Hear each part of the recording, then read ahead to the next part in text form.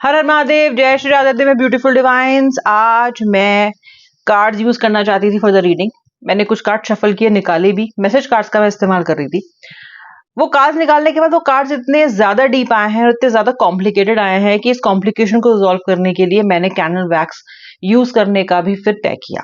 तो अभी ये कार्ड्स मैंने ऐसे ही लेड आउट रखे हैं, मैंने बिल्कुल भी नहीं छेड़ा है। I thought I will combine these cards जो कि इनिशियल एनर्जी ऑलरेडी दिखा रहे हैं along with the candle wax reading.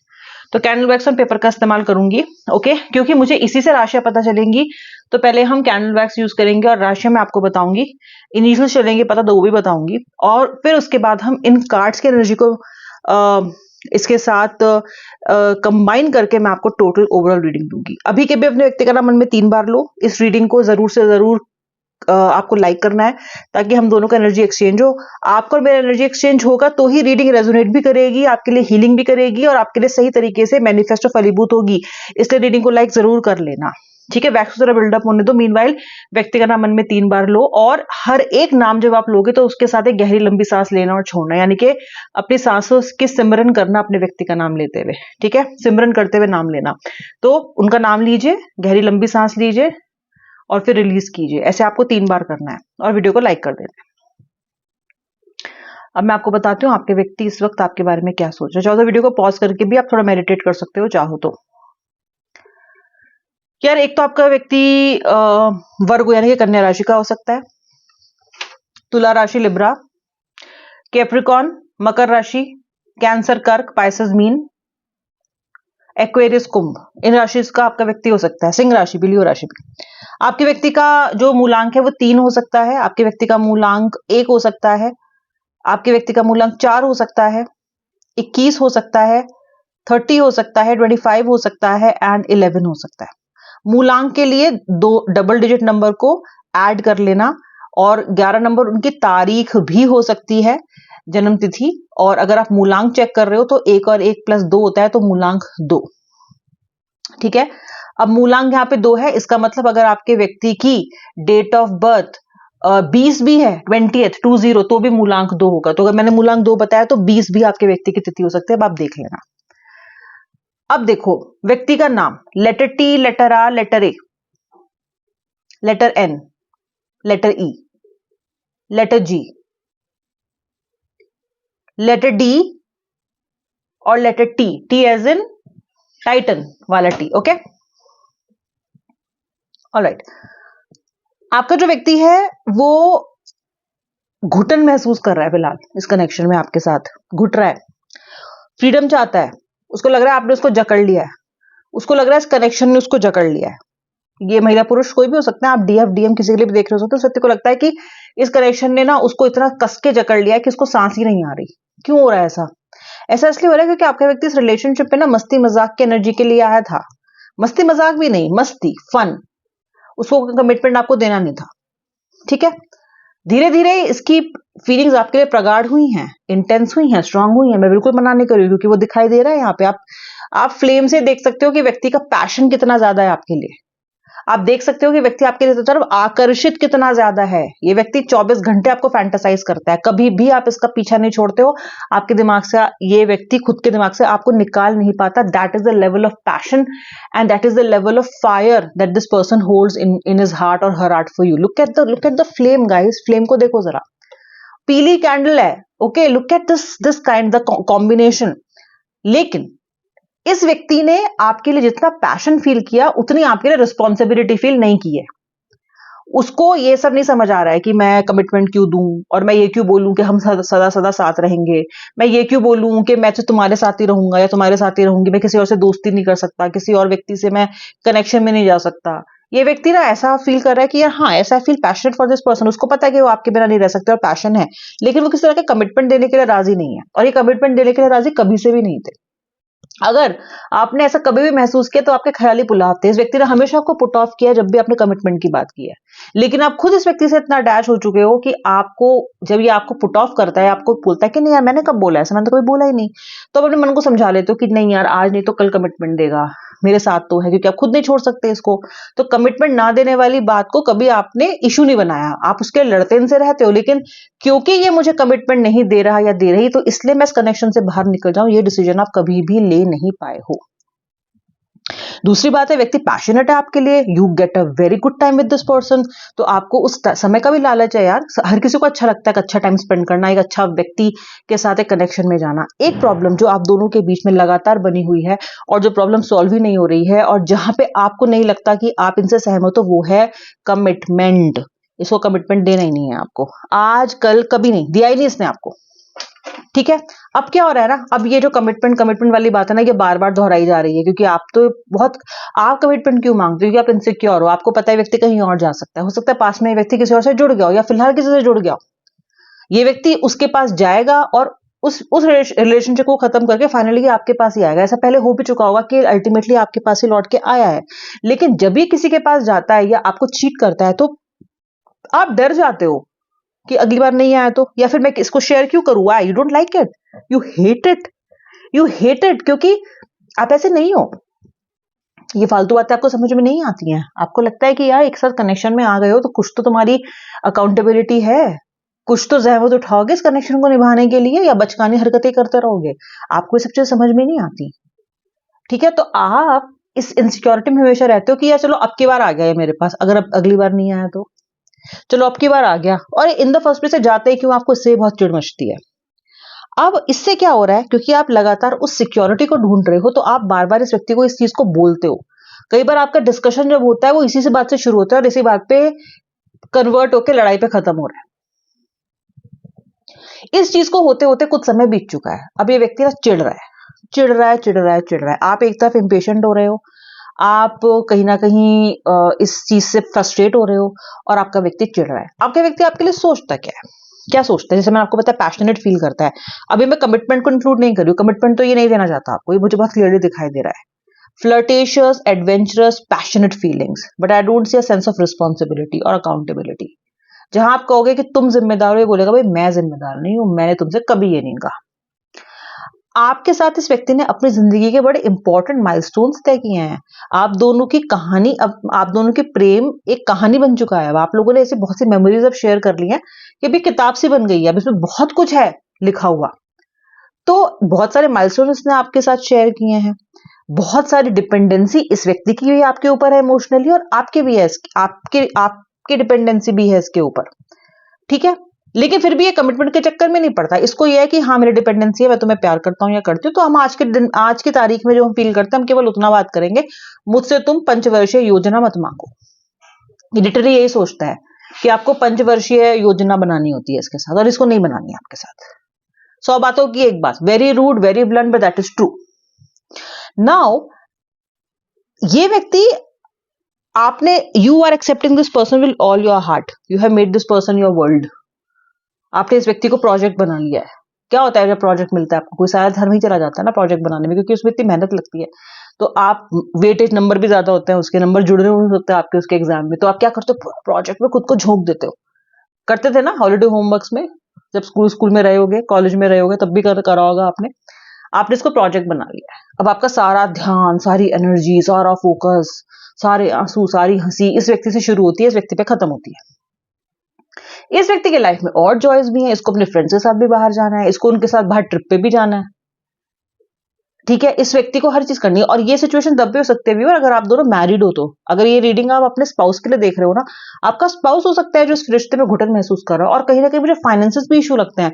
मुझे लगता है कि आपका व्यक्ति या तो आपको एलिमनी देना नहीं चाहता, अगर आप सेपरेशन के किसी लॉ केस में चल रहे हो उसके साथ, या फिर व्यक्ति, देखो एलिमनी या किसी भी तरह का मनी मेंटेनेंस भी तो एक जिम्मेदारी है। मैरिड भी है अगर आपके व्यक्ति आपसे, तो भी उसको वो जिम्मेदारी नहीं चाहिए, वो बच रहा है उस चीज से, इसलिए आपका केस हो सकता है आगे बढ़ रहा हो, या और डर्टी हो गया हो, अगली हो गया हो।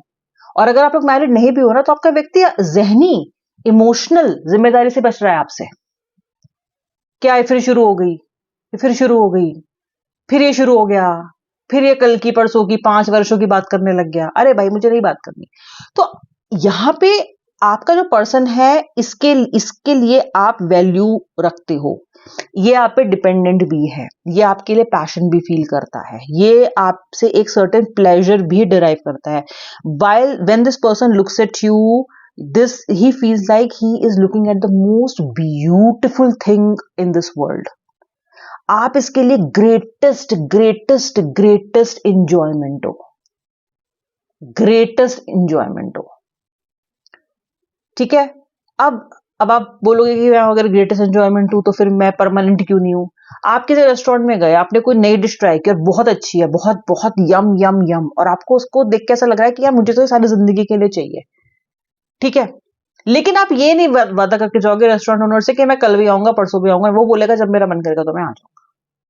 वो परमानेंट कस्टमर नहीं बन रहा रेस्टोरेंट ओनर का। देखो, ये एग्जाम्पल जो मैं आपको दे रही हूँ ना, ये ऐसे के ऐसे ही मत ट्रांसलेट कर लेना। मैं आपको एक एनर्जी की बात बता रही हूँ। ठीक है, तो वो आपके साथ एंजॉय कर रहा है, वो आपके लिए पैशनेट फील कर रहा है, वो आपको बहुत सी चीजों के लिए अप्रिशिएट कर रहा है, लेकिन ये आपको उन चीजों के लिए अप्रिशिएट कर रहा है जो आप इसके लिए आज कर रहे हो। जैसे आप आज हो, ये आने वाले टाइम में ये कनेक्शन के ना एफडी बनाना नहीं चाहता। आप चाहते हो कनेक्शन की एफडी बना के जाओ और मुझे 20% तो बहुत ज्यादा है, 6% इंटरेस्ट रेट मुझे मिलता रहे। ठीक है, चलो आप थोड़े और एम्बिशियस हो, 10% मिलता रहे। लेकिन आपका व्यक्ति नहीं चाहता, वो नहीं चाह रहा है कि वो एक कमिटमेंट दे और फिर एनर्जी पे बंध जाए, क्योंकि वो अपने आप को जानता है। उसको पता है कि आने वाले टाइम में अगर मेरा दिमाग भटक गया तो, अगर मैं इसकी एक्सपेक्टेशन पूरी नहीं कर पाया तो, अगर मैं किसी प्रॉब्लम में फंस गया तो, अगर ये हो गया तो, अगर वो हो गया तो, अगर ये अगर वो अगर बस इसी में आपका व्यक्ति लगा रहता है। आप बहुत क्लियर हो, बहुत क्लियर। आपको पता है, आपने बहुत पहले डिसाइड कर लिया है that this is something, that is the only relationship, this is the only project, and you have confessed many times to this person कि मैं कन्फेस कर रही हूँ, मैं कन्फेस कर रहा हूँ that you are everything to me. You feel jealous जब ये व्यक्ति किसी और से बात करता है। You feel jealous जब ये व्यक्ति थर्ड पार्टी के साथ इन्वॉल्व होने की कोशिश करता है। You feel jealous जब ये व्यक्ति आपको इग्नोर करके किसी और से रात को 2-2 बजे तक बात करता है। Because you love this person deeply. ये पर्सन भी जेलस होता है जब आप ये चीजें करते हो। लेकिन ये व्यक्ति आपसे जब फोन पे बात करेगा या आपसे मिलेगा तो बहुत कॉशन के साथ मिलेगा। ओके, ये आपको उन उम्मीदों से नहीं बांधेगा जिससे आप चाहते हो कि ये आपको बांध ले। आप चाहते हो कि आपको उन उम्मीदों से बांधे, या आपको बोले कि मैं हमेशा तुम्हारे साथ हूं, मैं हमेशा तुमको देखूंगा, हमेशा तुमको, हमेशा तुमको, और चाहते रहेंगे ये आपको हमेशा। आप ये चाहते हो, बड़े व्यक्ति के मुंह से ये फूटता ही तो नहीं है, और ये आपको लगातार on the edge, on the toes, nervous, ये वो पता नहीं क्या क्या रखता है। Oh, complicated. This is called a complicated situation. ठीक है, अच्छा, आपका व्यक्ति बेशर्म भी है, यानी कि इसको जो करना है इसको करना है। ये आपके ना ही तो आंसू देख के हिलता है, ना ही ये आपके इमोशनली किसी भी तरह के ब्लैकमेलिंग में आता है। कोई तो नहीं, मुझे रोना आ रहा है, ब्लैकमेलिंग में नहीं। आप रोते हो तो आपको लगता है ना कि चाहे मैं इतना रो रही हूँ, इतना रो रहा हूँ, इतना इसके सामने मैं गिड़गिड़ा रहा हूँ, तो उसमें कुछ तो फर्क पड़ेगा। हाँ, फर्क पड़ता है इनको, ऐसी बात नहीं फर्क नहीं पड़ता। लेकिन ये आपके उस इमोशन से खुद का व्यू और खुद का डिसीजन नहीं चेंज करना चाहते हैं। इनको लगता है ये बहुत ज्यादा है, it is a very very heavy cost to pay कि मैं कह दूं कि मैं तुमसे बंध गया या मैं बंध गई। छोड़ना चाहते हैं आपको? नहीं, लेकिन मैं कभी छोड़ के नहीं जाऊंगा, ऐसे भी किसी कॉन्ट्रैक्ट पे ये साइन नहीं करना चाहते हैं। Okay, now this is happening. अब इसकी वजह से क्या हो रहा है? नो कांटेक्ट आ रही है, इसकी वजह से सेपरेशन हो रहा है, ओए इसकी वजह से पता नहीं क्या क्या हो रहा है ना, हो रहा है ना बहुत कुछ। स्पेशली नो कांटेक्ट और सेपरेशन तो हो ही रहा है। ठीक है, क्योंकि आपको नहीं जम रहा। आपका ये है कि नहीं यार, मुझे नहीं जम रहा है, मुझे तो तुम्हारी तरफ से कमिटमेंट चाहिए ही चाहिए। तो अब ये व्यक्ति क्या करेगा? अभी नो कांटेक्ट की स्थिति सॉल्व कैसे होगी, क्या होगी? क्या ये व्यक्ति नेक्स्ट एक्शन लेगा? देखते हैं, क्या ये व्यक्ति कुछ नेक्स्ट एक्शन लेगा? क्या ये व्यक्ति कुछ नेक्स्ट एक्शन लेगा? यार देखो, मैंने आपको बताया था इस व्यक्ति की आप पे डिपेंडेंस है। कहीं ना कहीं आप इसके दिल को, आप इसके वीकनेस हो। आपसे मिलना, आपसे बातें करना, आपसे इस व्यक्ति का कनेक्शन इसकी वीकनेस है। हाँ ठीक है, फ्यूचर के बारे में कमिटमेंट नहीं देता, लेकिन प्रेजेंट में तो आप इसके लिए इंपॉर्टेंट हो, क्योंकि आप वो इंसान हो जिसने इसका दिल पहली नजर में चुराया। यार ये व्यक्ति खुद बहुत बड़ा फ्लर्ट है। ये व्यक्ति खुद बहुत अपने आप को हैंडसम, स्मार्ट, ओवर कॉन्फिडेंट समझता है या समझती है। तो ये इन लोगों ने बहुत लोगों का दिल चुराया होगा, इन्होंने बहुत लोगों को घुमाया होगा, या ये बहुत ओवर कॉन्फिडेंट होंगे कि मैं तो किसी को भी अपने काबू में कर सकता हूँ। लेकिन आप एक ऐसे इंसान हो जिसने इनका दिल चुराया at the first sight. This person found you beautiful, You give the pleasure, you give that fascination to this person, that dependence you have created, that addiction you have created कि इस व्यक्ति को आपकी जरूरत है, डेफिनेटली है, 100% है. क्या ये आपको जाने देगा? नहीं जाने देगा. कैसे जाने देगा? नहीं जाने देगा. आप तो उसके प्राइस पोजेशन हो, नहीं जाने देगा. आप इसके दिल को कमजोर करते हो. ये आएगा. अब ये आके आपसे प्रेजेंट मोमेंट की ही बात करेगा, मनाएगा आपको, आपको बोलेगा कि यार क्यों तुम ये सब करती हो, क्यों तुम ये सब कहते हो कि मुझे तुम्हें ये सब कुछ कहना पड़ता है. ये व्यक्ति इतना मैनिपुलेटिव है कि आपको 4 बातें सुनाएगा और जब आप कंप्लेन करोगे तो आप इसे बोलेगा कि तो तू ऐसी स्थिति क्यों पैदा करते हो, क्यों पैदा करती हो कि मुझे ये बोलना पड़े. मत क्या करो ना ऐसा. खुद ही आपको ही गिल्टी फील करवाएगा. आप भी सोचोगे शायद मैंने ही ज्यादा बोल दिया होगा. That is the power of manipulation this person possess. आपके डिसीजन बदल देता है ये, आपके सोचने के तरीके को बदल देता है ये. आप फुल चार्ज होकर स्थिति को कन्फ्रंटेशन के लिए बैठते हो, ये आके ऐसा आपको घुमाता है, गोल गोल गोल गोल घुमाता है. आपको यही नहीं भूल जाते हो कि मुझे शुरू कहां से करना था, मुद्दा क्या था, मुझे कहना क्या है. ओके,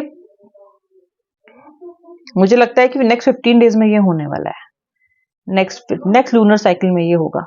ये पर्सन आपके पास मुझे आते हुए दिख रहा है. मुझे आपका कनेक्शन फीनिक्स की तरह उठता हुआ दिखाई दे रहा है. ओके, हो सकता है आगे वाले टाइम में भी बात इस पे अटके कि फ्यूचर क्या है, फ्यूचर क्या है, लेकिन रियूनियन तो आपका सॉल्व जरूर होगा. रियूनियन तो आपका रिजॉल्व जरूर होगा. ठीक है. और क्या खुद ये रिजॉल्व करेगा? हाँ, खुद भी कर सकता है, आप भी जा सकते हो. और अगर आपने सोच लिया है कि नहीं जा रहे हो तो भी ये व्यक्ति आएगा. किस तरह से? को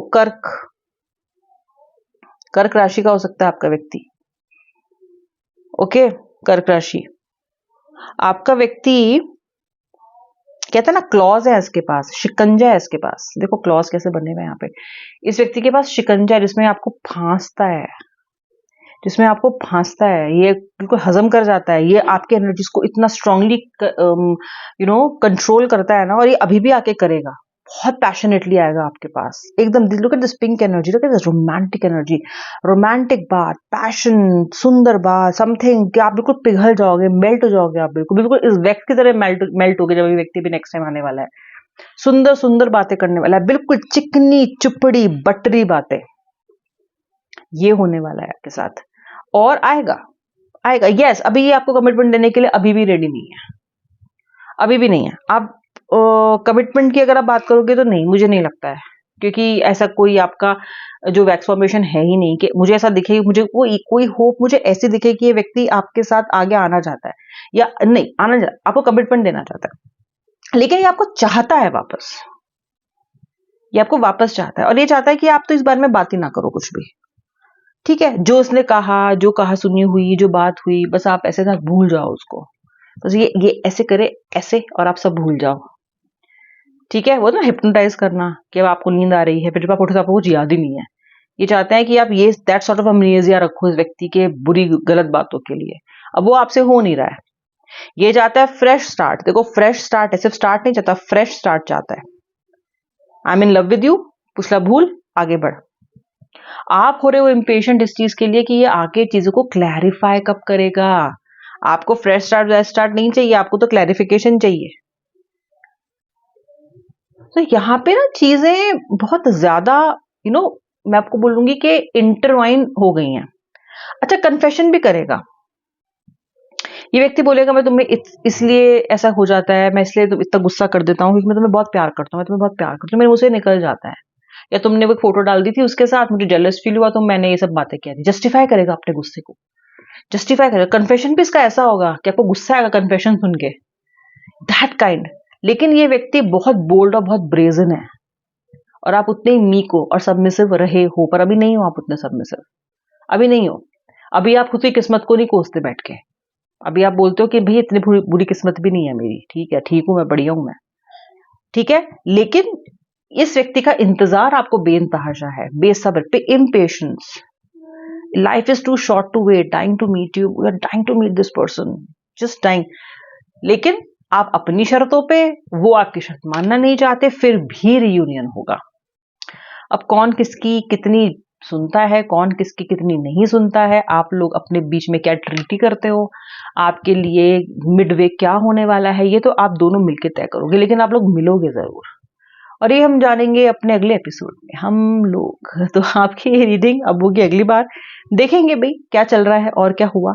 लेकिन हाँ, you can be rest assured about one thing, ये व्यक्ति आ रहा है, वो आ रहे हैं और अपने साथ बहुत सारा मैनिपुलेशन भी ला रहे हैं और आपकी आंखों में आंखें डाल के आपसे बहुत कुछ कहने भी आ रहे हैं। अब आप इनका स्वागत फूलों से करें या जूतों से करें, ये आप देख लीजिएगा, ठीक है। अब मैं मिलूंगी नेक्स्ट रीडिंग में, तब तक के लिए जय श्री राधे हर महादेव। आई होप आपने वीडियो को लाइक कर दिया है। भैया फ्लेम को तो देख लो, ये कैंडल है कि मशाल है। पैशन देखो पर्सन का, लेकिन अकाउंटेबिलिटी मत मांगो इससे, ठीक है। यानी कि इसे खर्च करने के लिए पैसे दो पर आप हिसाब ना मांगो। देखो अभी मैंने बोला तो देखो शांत हो गई कैंडल।